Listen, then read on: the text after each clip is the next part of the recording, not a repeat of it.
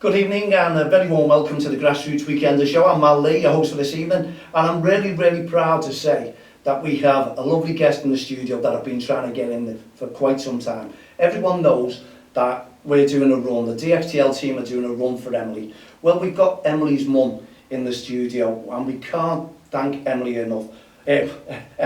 Donna enough. I'm making the mistakes here and I've just said to Donna, don't be making any mistakes, don't worry about a mistake, but I'm doing it, and this is what it's about. Donna, welcome to the show. I'm looking forward to finding out all about, because we're doing a run for Emily. We want to make sure that we get this funding. So what we want to ask you is tell us a little bit about why you need to raise the funds for Emily, because £25,000 is a lot of money. It's she's 14 years of age.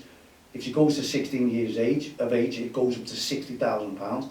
So we want to try and raise that money within that 18 months to help you out and make sure Emily's out of pain. So tell us a little bit about your life, not all your life, but about what you've been through, because you have two daughters with cerebral palsy, don't you? Yeah.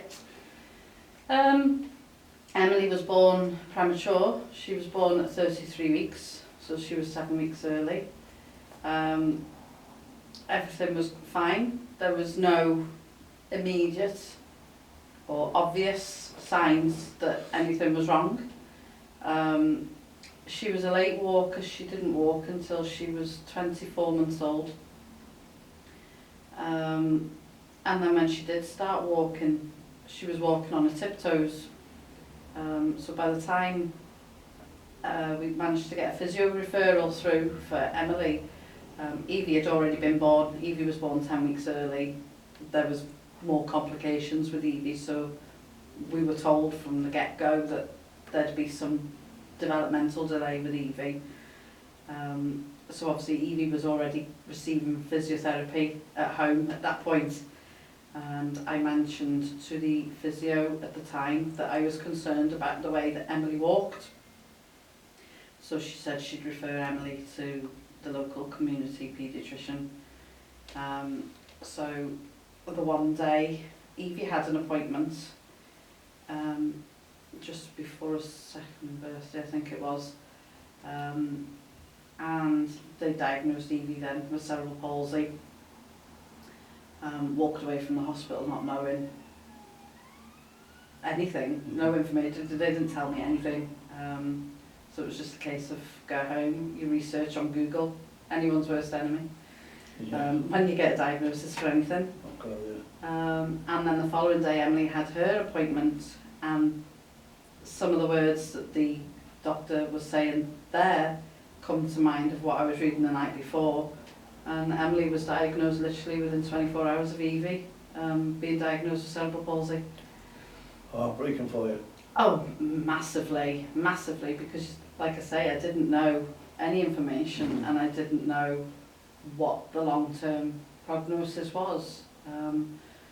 But obviously now, as Emily and Evie have both got older, and I've got friends who've got children with cerebral palsy, there's no two cases of cerebral palsy that are the same. So each one is different and unique to that individual child.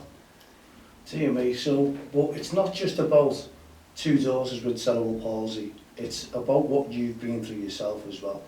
Now, you picked up cervical cancer along the way, and you're in fight to try and help your two daughters, to raise money, to fundraise for operations. How did you cope? How did you manage? Well, with Evie, we started fundraising for Evie back in 2011 when I'd bumped into someone randomly in Hobbycraft, and her son had the same walking frame as what Evie did, so we were just like, comparing, and she'd heard, and she was telling me about the operation, selective dorsal rhizotomy. But I can't say, and you laugh at, yeah, I'm leaving that one. Thanks very much. Or SDR for short. Okay. It wasn't known about massively in the UK at the time because it wasn't available on the NHS. And there was one doctor in Bristol that was trained by the surgeon in America, Dr. Park. So I started looking into it a bit more, managed to find a strength and conditioning trainer up in Scotland who helped with the process and the filming of getting Evie's application ready to send to America. So that was that done. And obviously, with it being in America, we needed a larger amount of funds. So it was £50,000 back then that we needed to raise. So that literally took everything I had to fundraise that. And in February 2013, Evie had her operation in America. And then after that, we were back up in Scotland having the therapy for Evie, because it's not just a case of having the operation and it's done. There's a lot of intensive work that needs to be done, intensive therapy that needs to be done to then rebuild the muscles up in the body to enable, you know, what was for Evie to walk. Evie was a different scale to Emily. Yeah. She was very tight. Her legs, you couldn't straighten them, they were constantly bent. She'd wake up in the night screaming in agony. So that relieved that for Evie. And while we were up there, the therapist said that Emily would also benefit from the operation because Emily had very poor balance. She'd fall over easily. She was on her tiptoes walking. Her left leg will slightly rotate in when she's walking, and it's just generally stiff. Cold weather's the worst for them. So I tried then to get the ball rolling. The application was sent off to St. Louis in America for Dr. Park. She was accepted.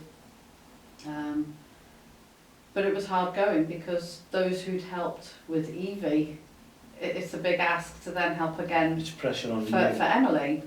And then one thing or another happens in life, you know, going split up with their dad, moved away to another part of Wales, and then it was just like always kind of put on the back burner because it was trying to justify or trying to get used to living a new life of where we were and dealing with what we needed to deal with. And then along came the cancer diagnosis. Over a few months there was a couple of tests and whatnot, you know, and then obviously I had to have the operation, and then 2 months after the operation we then moved to Liverpool, so everything was kind of all at once. So that was hard, and then obviously since we've moved to Liverpool, because I don't know anyone, there's only like the husband's family and the kids' friends that they bring home, and where I work, that's all I know, and it's hard to get the ball rolling and the awareness out there. I did contact the Echo, but they didn't get back to me. No. So it's just been really difficult to get that fund. So technically I've been trying to raise the funds for Emily for 7 years now. It's a long time, isn't it? And what you've been through in life as well, how have you kept the strength to build your family up, keep them together? You know, you've got to be a massive backbone to all your family as well. You know, what you've been through, that is just incredible. Just have my moments. Don't get me wrong, when the doors are closed at night and the kids are in bed, you know, it can happen. I can sit there and cry and, you know, and say that I've had enough of it all. You know, with things that go on. You know, Emily gets bullied in school and Evie gets left out, and you know, I always seem to be the bad one because I'm looking out for them and they don't see it, that they're kind of vulnerable in their position that they're in, because if someone was to go after them, Evie couldn't wheel away in a wheelchair and Emily couldn't run away because she physically can't run. And it's difficult. I can see the emotion in you, I really can. And you know, obviously feel free, because at the end of the day, what you've been through, and you're saying you close the door behind you, and sometimes you cry, you've got a lovely family behind you, and obviously recognise the work that you're doing. And it was through one of your daughters themselves who actually put this story to me. And obviously the stress would carry down, but you've got some lovely kids, I swear to you. You've brought them up absolutely fantastically well. And this was brought to my attention about the difficult times that you're having through your daughter. She probably never told you what she was talking about, excuse me, but, you know, I feel the emotion for you, I really, really do.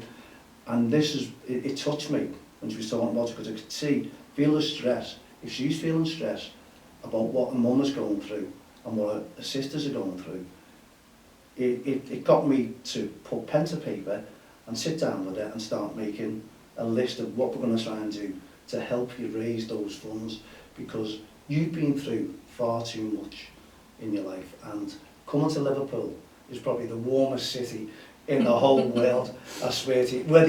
Whether you believe us or not, we've got lovely people who want to just sit back, listen to a story like yours, and want to help and want to do as much as they possibly can. So, excuse me, I decided, which wasn't on the paper, Donna, we did not discuss this. There was a lot of things that we discussed, and we've got a big list to go through. And because of COVID-19, it affected us. We couldn't do any pubs, anything that we wanted to do. And I just come up and I sat there myself one day and I decided, I'm going to get a couple of lads together and we'll do a little run here. I say a little run. I work in Warrington, and I decided, I wonder if we could run from Warrington and make a route out for 26.2 miles as a marathon. And cut a long story short, lo and behold, we are. And there's great people who are rallying round, and we want to try and take the pressure off you. Why should you go through any more pressure? I know you want to get involved, I know your family want to get involved, but they're all rather too busy, and it must be nice for someone to take a little bit of pressure off your back and do the work on your behalf. And your quote was me the other day, it takes over your life, doesn't it? It does take over your life. Yeah, it has, it really has, 24/7, but it's the running that's taking over my life. We're going through the pain barrier, but we can handle that pain barrier. Emily's going through pain. We want to try and ease that pain. We want to try and raise that money as quickly as possible. We don't want to wait 18 months, so we want to try and do that beforehand. And it'd be lovely to raise that money on February the 7th to help you out and just say, Donna, we just raised £25,000. That would be music to your ears, and Emily can go and have that operation. You know, you're in a, as I say, a heartwarming city. People will rally round. There's a lot of people ready to rally round. Everyone's watching me, even though my back's gone a little bit. I'm still going through the pain barrier, but I'm determined. I will finish that run no matter what. No one's going to stop me doing that run. But as I say, it must be nice to know that there's people around you who want to help you out. It's a big pressure. It's you know, the relief that there's someone who, you know, like yourself, you know, many people, you know, even if, like I've said before, they can't donate, there's always a way that people can help. You know, maybe they could do a cake sale, or I know it's a bit difficult now with COVID, but that's how it gets around, and that's how funds are raised, by word of mouth. Yeah. But it's... Well, I know you're going to have ideas for me as well. You put them on pen to paper and we'll get on with it, because the lads are all throwing challenges to me now that we haven't even finished the run yet. And there's all kinds, we've got amazing things that we've got in the pipeline to help you. So no matter what, there's people bringing me up and saying, Mal, don't worry, we're going to raise these funds, we're going to help out. So it's music to your ears, and I wanted to tell you that regardless, we're going to raise that money. And people out there, the good people, not just Merseyside, there's people that I know being fundraising, people who are sending in raffle prizes. We're ready to do a nice big raffle. You know, we've got a lot to give you. You know, it's going to be, and we'll do probably a special night on that night, and if you wanted to, you could thank them then and bring Emily along and to see the work that they've done, and the relief on that child's face. Because as you say, I detest bullying, and I know where you're coming from on that one. But to know that you're sending them out into a school as well, and worrying about them, what they're going through, and you're having it on your mind that you still have to raise funds, you still want that child to be a little bit of normality, go and walk around, maybe kick a ball sometimes, and maybe know that they can just run freely, and you can sit back and just live your life that you haven't lived at the moment yourself, as to what you've been through. You know, it's heartwarming to me to have you in the studio to tell your story and give our viewers and our listeners the chance to hear your story, coming right from the horse's mouth, if you like. That makes a difference to fundraising. You're willing to talk about it, willing to open up, and it's been emotional, and it really is emotional to me, and it's emotional to you. And I just appreciate the work that you've done for your family, for everyone. I'm coming to Liverpool actually, because this is the best city that it's going to help raise those funds. And when you see that run getting closer, and you see what's coming in and the support that the people, especially the grassroots family, are going to give to me, to give to you and Emily and your family, I think you're going to just turn around and sing You'll Never Walk Alone for the change. Oh my goodness. Oh dear me, yeah. Doesn't divorce me. That would be a good one, wouldn't it, Donna? Because I know you're a mad Everton family, aren't you, to be honest? No, but you know, it is nice, and if there's anything else that you want to put across to our viewers, to our listeners, feel free. So Emily has been accepted to have the operation in Alder Hey. She was accepted last year. So the operation, when we went last year for the appointment at the time, was 21,000. But obviously, like I said before, it's not just a case of having the operation. Emily then needs to undergo therapy, you know, maybe like a gym membership or whatever, and really kind of strengthen her legs up that way, because she most probably will lose some ability to walk just after the operation, but she will have 3 weeks therapy after the op, so she'll be in bed for it's about 48 hours. Mm-hmm. And then after that they then start to get her up and start to get her moving. It's an operation on the spine, so they'll cut her back open, and it's on the L1, in between the L1 and L2 vertebrae, and they literally cut away the nerve endings in the spine, and they test them with the little electrode machine that they use, and then reconnect them. Cut the bad bits off, and then stick them back together, and hopefully she'll you know, won't be as tight in her legs. Is there any risk towards this operation, by the way? There's always a risk with an operation, you know. I mean, I've not heard of anybody, I mean, the surgeon in America, he's done over 4,000 operations alone. And the success rate is amazing. And he's done it on Evie. So, and then there's Dr. Petterini in Alder Hey. But I mean, like I say, years ago it wasn't available on the NHS, and then after a couple of years they started doing a bit of the clinical commissioning, started doing some research. Then it was a case of postcode lottery in England as to whether they'd do it. Wales still won't fund the operation now, but I think it's the last maybe 2-3 years it's been available on the NHS, but it's age 3 to 9. And levels, I think it's levels 2 to 3. Emily's a level 1 cerebral palsy. She's the mildest. So as they get older, it's sort of like, well, we can't do towards it's not an it's a level. So like Evie's a level 4, so Evie's in a wheelchair. Level 5 is completely the worst. Evie's a level 4, borderline level 3. So level 2 and level 3 are generally the type that, and age 3 to 9, where they'll say, yeah, okay, we'll pay for it. But anything out of those levels or out of the age bracket, then you have to self-fund. Obviously, Alder Hey is only a children's hospital, so that's why it's important for the family, and you know that Emily can get that done before she's 16. Yeah. That would be the dream.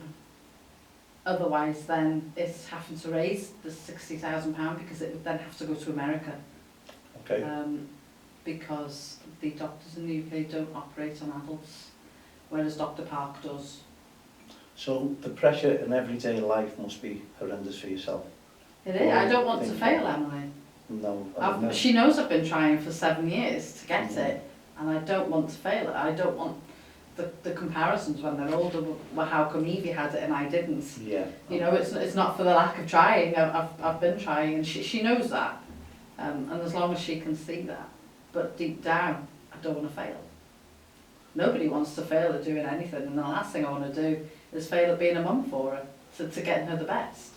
Well, I think I can see you're not failing as a mum, because through one of your daughters that I met, absolutely, you know what I mean, the love that she shows for you, the love you're showing for your family and what you're doing, the fight that you're putting up, it's just amazing, you know, you know, credit where it's due on it. I think you're absolutely amazing, and this is why we want to be on board. This is why we want to be your team to help you raise that £25,000. And I think it's so precious for you and your family, because you deserve a better life.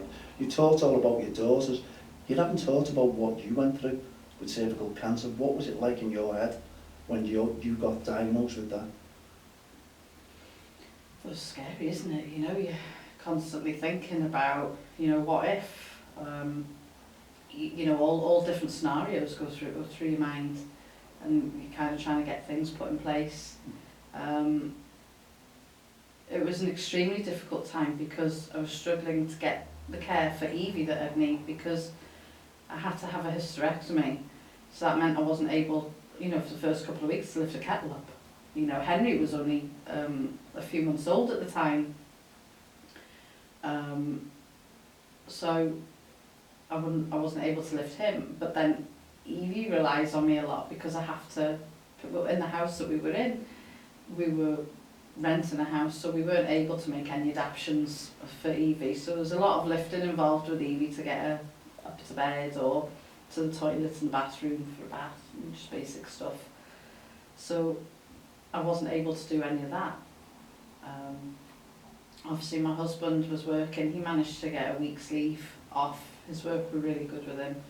And then my mother-in-law came over and helped with Henry, but she's elderly and has her problems herself. So she wasn't able to fully care for Evie.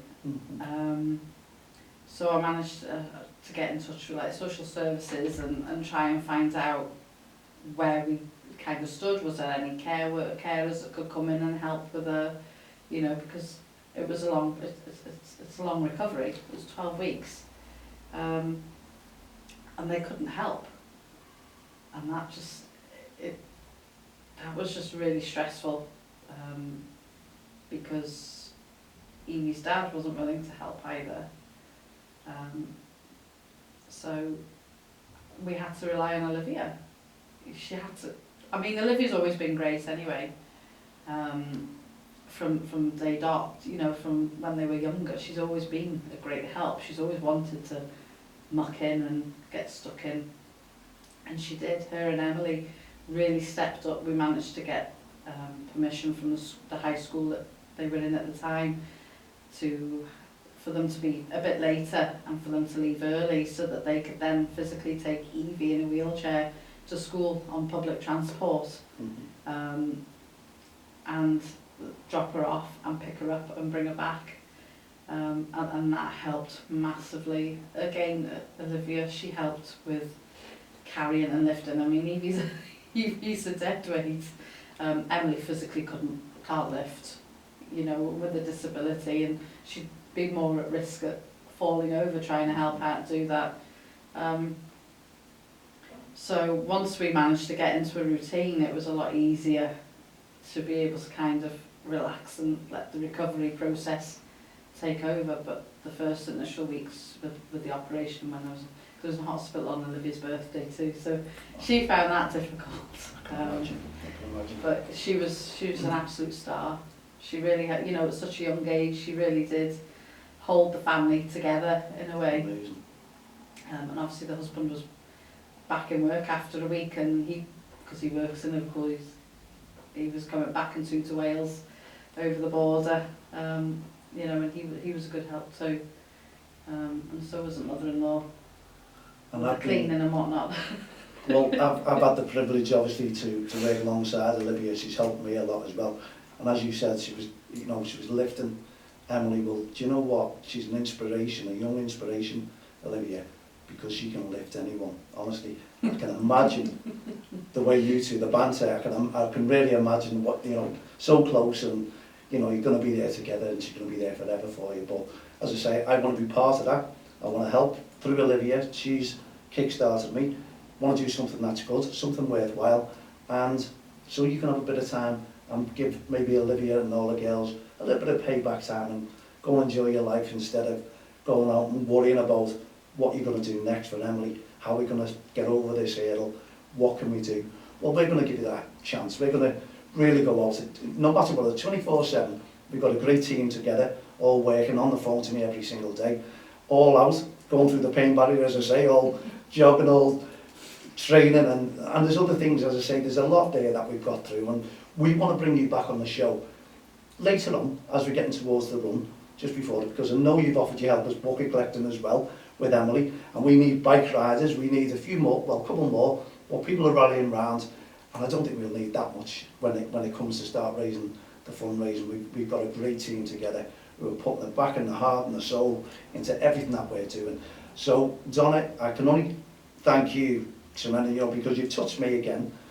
Olivia touched me with your story. You come in the studio, you've really touched me again, and it's given me that inspiration to get out there and maybe jog tonight or tomorrow and push that little bit extra, because when I'm jogging, and I'll tell you the truth, when I'm jogging, I'm thinking, what am I doing it for?